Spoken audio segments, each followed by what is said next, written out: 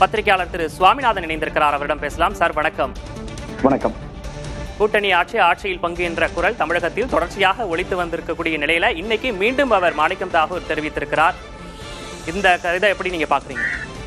நிச்சயமா காங்கிரஸ் கட்சிக்கு அது ஒரு பெருங்கனவாகவே இருக்கிறது அப்படிங்கறதா இந்த தொடர்ச்சியா நமக்கு வெளிப்படுத்தி கொண்டே இருக்கிறது. கிட்டத்தட்ட 1967க்கு பின்பு அவர்களால் ஆட்சி கட்டில நெருங்கி கூட பார்க்க முடியல. ஏதோ ஒரு கட்சிகளோடு, திராவிட கட்சிகள்ல, இருவரும் கட்சிகள்ல ஏதோ ஒரு கட்சியை சார்ந்தே அவர்கள் அரசியல் செய்ய வேண்டிய காலமும் சூழலும் இருந்துட்டு இருக்கு.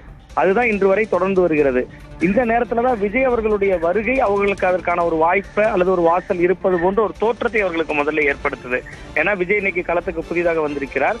இளைஞர்கள் வாக்கினை பெரும்பகுதியை அவரும் ஈர்க்கிறார். ஸோ அப்ப இங்க இயல்பாகவே இந்த முறை 234 சட்டமன்ற தொகுதிகளில் விஜய் கணிசமான ஓட்டெடுப்பார்.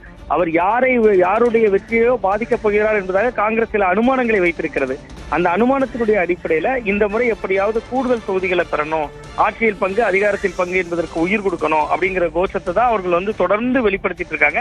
அதனுடைய நீட்சியா தான் மாணிக் தாகூர் அவர்களுடைய இன்றைய பதிவையும் நம்ம பார்க்க வேண்டியிருக்கு. அதாவது காங்கிரசினுடைய கனவு கிட்டத்தட்ட அவர்கள் பாஜக வெளிப்படையாகவே சொன்னாங்க, அமித்ஷா அவர்கள் வருகிற பொழுதெல்லாம் சரி, ஒவ்வொரு முறையும் சரி, தமிழகத்துல கூட்டணி ஆட்சி அமையும் என்று சொன்னார்கள். ஆனா காங்கிரஸ் அது ஒரு கிடன் அஜெண்டாவாகவே வைத்துக் கொண்டு இங்க இருக்கிறவர்களே வெவ்வேறு குரல்கள்ல பேசிட்டு இருக்காங்க. அதைத்தான் இன்னைக்கு மாணிக் தாகூர் அவர்களும் வெளிப்படுத்துகிறார்.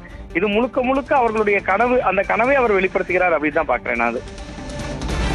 ஆட்சியில் பங்கு, அதிகாரத்தில் பங்கு என்பது காங்கிரசினுடைய கனவு. அதனுடைய குரலாகத்தான் இந்த குரல் ஒலித்திருக்கிறது அப்படின்றத குறிப்பிட்டீங்க. இணைப்பில் பேசியமைக்காக நன்றி திரு சுவாமிநாதன்.